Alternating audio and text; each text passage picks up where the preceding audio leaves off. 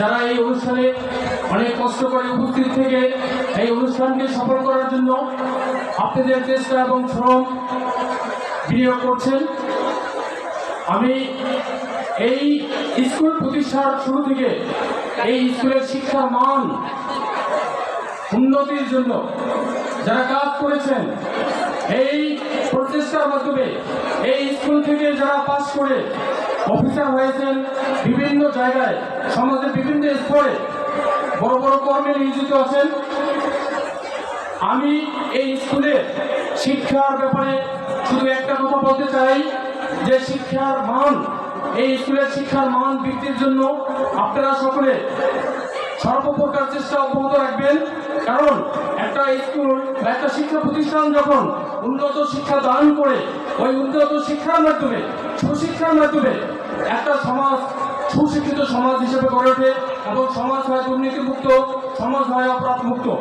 তাই আমি এই স্কুলের শিক্ষক মণ্ডলীর প্রতি বিশেষভাবে অনুরোধ রাখবো, আমাদের এই শিক্ষা প্রতিষ্ঠান যাতে গর্বিত শিক্ষা প্রতিষ্ঠান হিসেবে, গর্বের শিক্ষা প্রতিষ্ঠান হিসেবে শুধু আমাদের এই দুদা ইউনিয়ন নয়, সারা বাকেরগঞ্জ থানা, বরিশাল জেলা তথা বাংলাদেশে মাথা উঁচু করে দাঁড়াতে পারি। আমরা যাতে গর্বের সাথে সব জায়গায় বলতে পারি যে আমরা ওই স্কুলের ছাত্র ছিলাম। আমি ছোট্ট একটা উদাহরণ দেব। ঝিনাইদহ জেলার শৈলকুপায় একটা স্কুল আছে, যেখান থেকে শুধু অতিরিক্ত পুলিশ সুপার, অতিরিক্ত ডিআইজি এবং ডিআইজি পদে কমপক্ষে 30 জন অফিসার আছেন, যেখানে ডাক্তার আছেন ডজনের ডজন, যে স্কুল থেকে পাস করেছেন।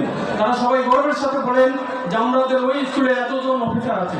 তাই আমি শিক্ষক মণ্ডলীর প্রতি সম্মান রেখে বলতে চাই, আপনারা শিক্ষা প্রতিষ্ঠানে কোনো রকম দলাদলি করবেন না, শিক্ষার মানের দিকে সবাই সুনজর রাখবেন, লক্ষ্য রাখবেন।